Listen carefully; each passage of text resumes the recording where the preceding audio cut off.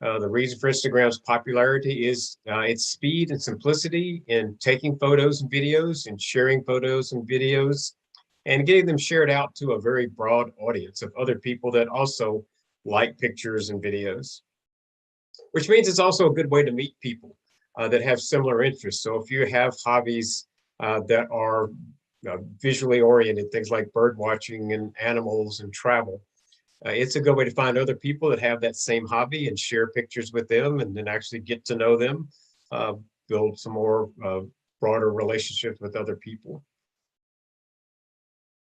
A good segue into this slide. So basically, there's several different levels of engagement, it's called, and it's true of all social media sites. In some ways, maybe more so with Instagram than some of the other sites. You can be a very passive consumer. And so that means you pretty much have an account and you follow people and that have post pictures that you like to look at. And you view and save those pictures. And maybe you like some of the pictures, but you're pretty much just using it like a picture book where you're getting and looking at pictures you like to see. There's absolutely nothing wrong with just being a totally passive consumer. Moving over to the mid-level, this is people that start to add comments, not just liking, but commenting on other people's posts and sharing posts that other people have made with your friends. And then occasionally maybe even posting your own photos and videos. And then as we move over to the active contributor level, that's people that are posting frequently, messaging other people, actively building relationships by commenting on people's posts and interacting that way. So you're actually having a group of friends and relationships around Instagram. So this class, we really are kind of working more on this side of the continuum. The first class is over on this side of the continuum. It's kind of getting you up through that passive consumer level. This is getting over to people that want to actually contribute, not just look at things that other people have contributed. It's kind of how we're trying to break the two classes. So let's jump right into it in terms of posting. Hope that Ivy's joined us. Hi, Ivy. So I'm going to slide this over and get my phone to where I can see it and you can see it. And I'm going to go down to Instagram and open Instagram. And again, since we got a fairly small class, we'll try to leave more time than normal for questions and going off into other areas. But this is the main screen. Let me just kind of go over several sections here before we jump into taking pictures. But at the top part are stories. And if you're not familiar with stories, stories are used in Facebook. Facebook owns Instagram, or actually I should say Meta owns Facebook and Instagram now. But and this is something that is used over there. A lot of the social media now have the same concept, and stories disappear in 24 hours is one of the biggest differences between a story and a post. If you post something, it's pretty much there forever. If you create a story, the story disappears in 24 hours. Stories also tend to be a little more light and more just what's going on, whereas posts tend to be a little more thought out. But there's no real rules about whether you make something a post or a story, especially in Instagram, since both are very visually oriented. So these are stories. We'll come back to some of those in a few minutes.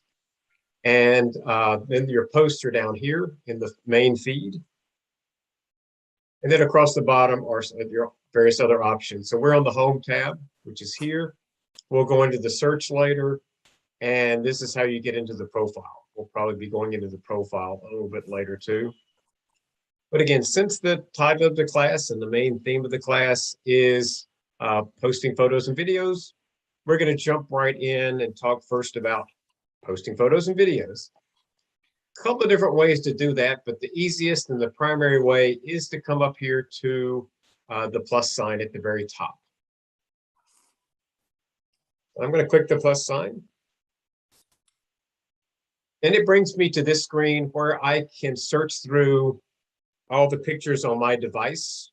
It's typically a smartphone, but you can do this from a tablet. You can also use Instagram from a laptop or a desktop. And in whichever case, it's going to be looking at the photos that are available on whatever that device is. A little different from some of the other ones, again, because it's picture oriented. what you do is select a picture from the bottom area. So if I select this picture, it'll show me a bigger version of it up here. So I can make a better decision about what I want to post. So one of the first things you would do is just kind of work your way through the different pictures and find what you want to post. I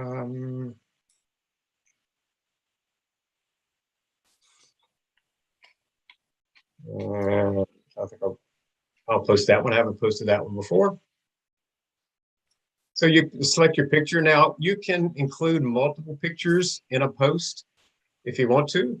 And if you want to do that, you just click here where it says select multiple. It then opens up the option to add another picture. So if I wanted to include that picture as well, it would include both of these pictures. Simplicity here for the first time through, I'm going to keep it simple. So we're just going to pick one picture.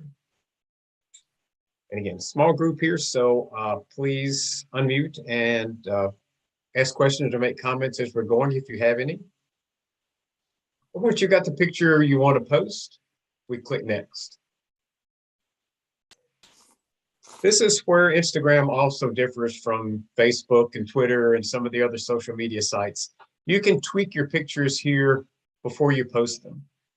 And you've got two different options down here to get started. One is filters and the other is editing. And we'll start with the filters first since it's the default that pops up. And these are filters. So if you're not familiar with filters, filters are preset combinations of settings. So I'll just click a couple of these. So as I click the different settings, I just switched on Clarendon. This is gingham. Some of them you may not see a lot of difference. If I select moon, you can. That's basically a black and white, not quite black and white, but almost. I'll click through a few more. So you can pick these preset filters for your picture. I'm gonna go back and select the normal one where we started.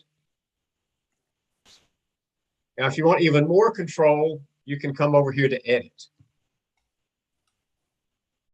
And this gives you a lot of other choices. You can make some adjustments to the picture. So if I do adjust, I can actually rearrange it a little bit.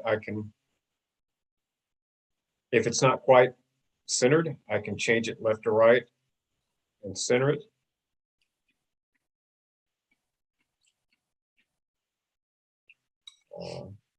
You can change the brightness.